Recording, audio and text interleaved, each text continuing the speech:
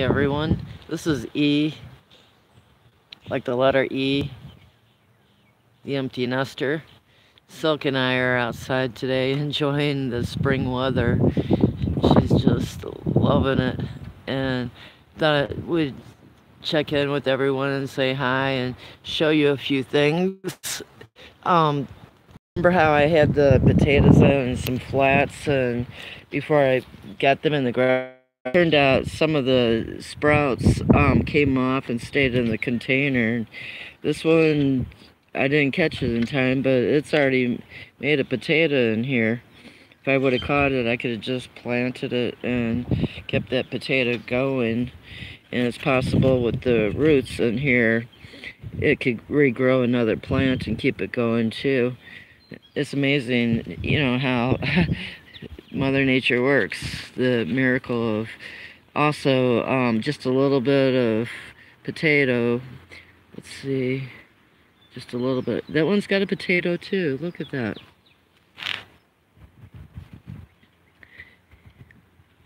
Hi, Tam Bear. I love dirt too. That's why I'm having soil withdrawal, dirt withdrawal, and potting soil withdrawal. Can't keep my hands out of it. Good to see you today. But it's just a beautiful day here, and I've got so many things. My apple trees.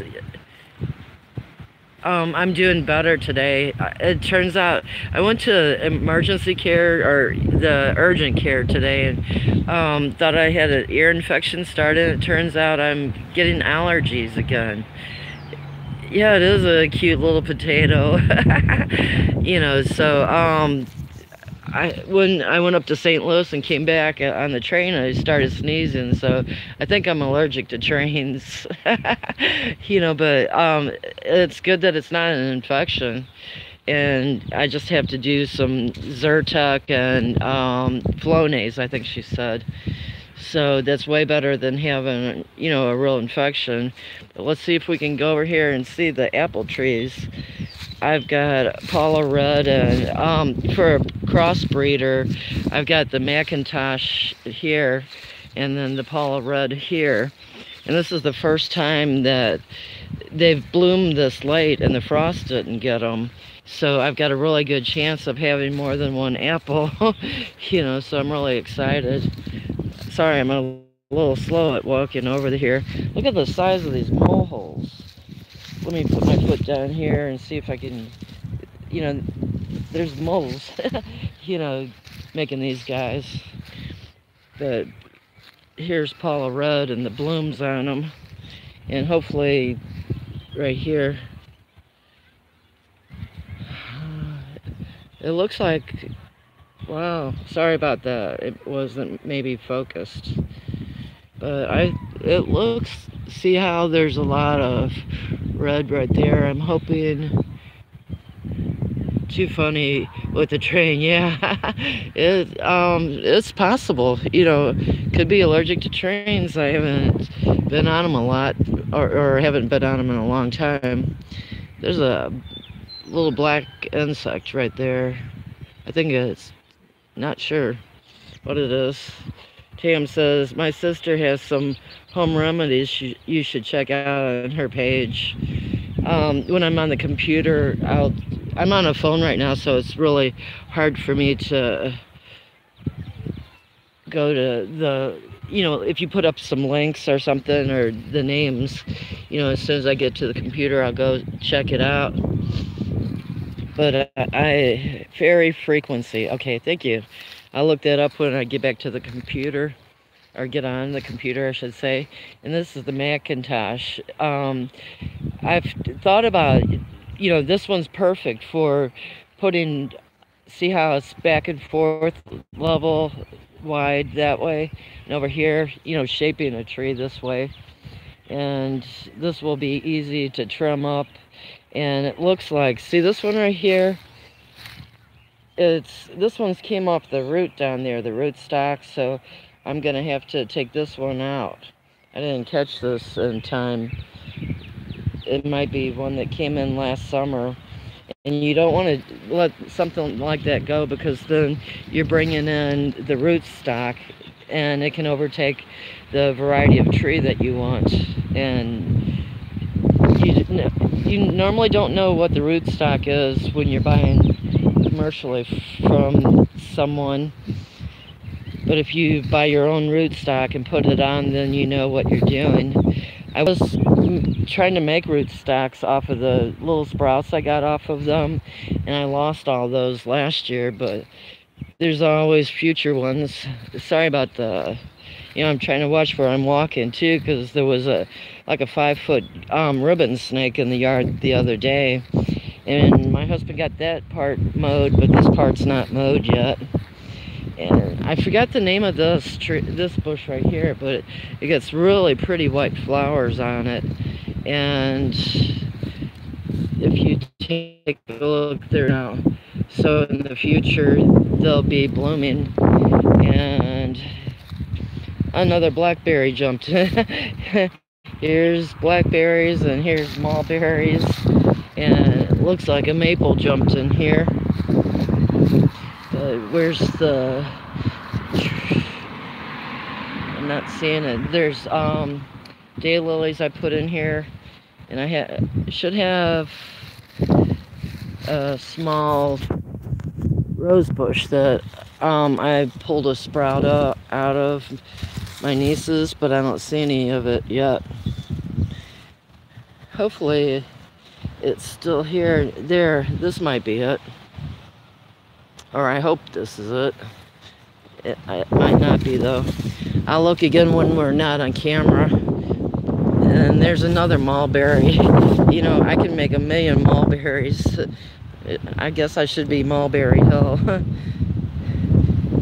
Thank you. I appreciate that. And then this is it's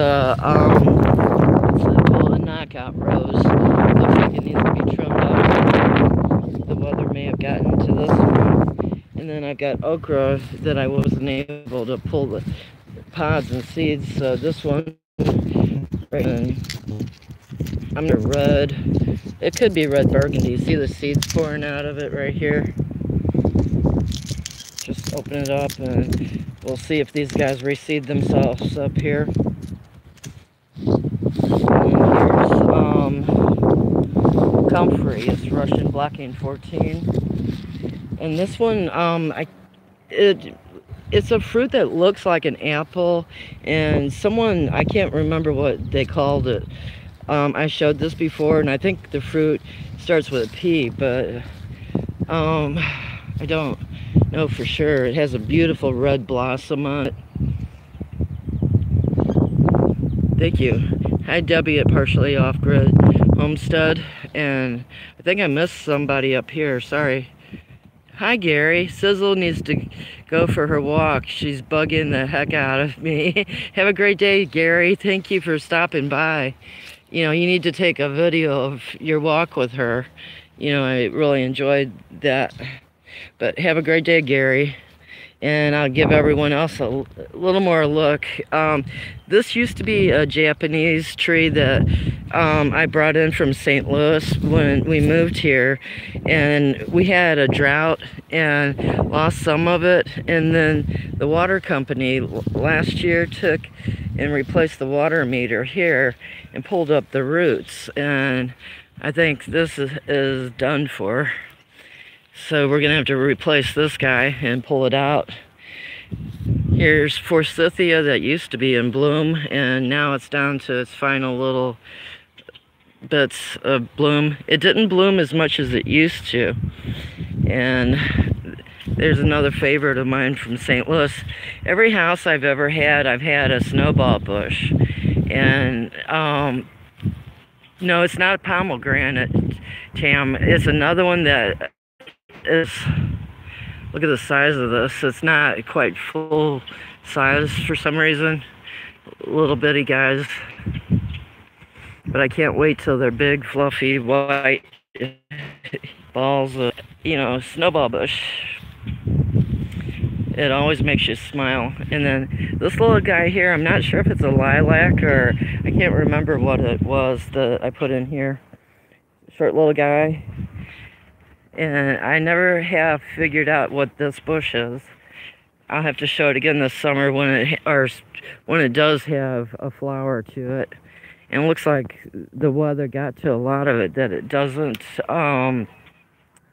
needs to be trimmed out. And then I saved this crepe myrtle, and then last year I thought, wow, it never grew. It sat there till June, and then it finally had all these little... We got lost for a minute. This one here is the main tree that came with it from the store. It's True Southern Belle Crepe Myrtle White. And I had no clue that this thing, you have to cut it back, and it didn't bloom at all last year. So I don't know if I don't have a long enough season myrtle, or it was just a bad year for crepe myrtle last year, and it's gonna sulk, and I can back now, or I have to cut it back in fall. This is a whole new learning experience for me on crepe myrtles, but how to get them to bloom. But blackberries are taking over there again. Hey Shirley, good to see you. I'm so glad you're here. I wish we could all just be sitting around the table having coffee, tea, or water, or whatever your preferred drink is. But Silk's still with us, walking around. She's kind of like a cat dog, she'll follow you anywhere you want to walk, But I won't make this too long.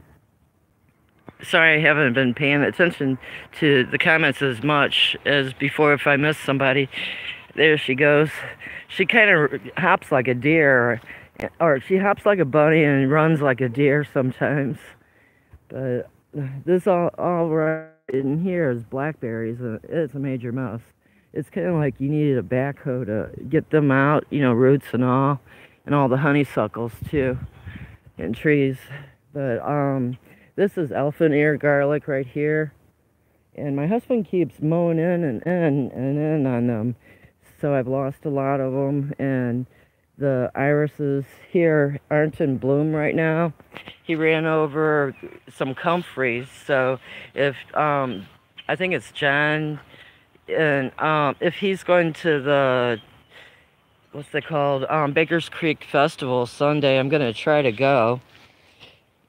Shirley says she loves blackberries and garlic. If you were here, you could pick all you want when they're in bloom. But I'm gonna try to get together the comfrey that he wanted, and then have weeds in here with, I think it's ligulary, this firecracker right here, the purple maroon kind of dark leaf stuff. It gets a yellow flower. Lark's Garden always corrects me if I say it wrong, so I'm really happy for her help. And then here's what's that called,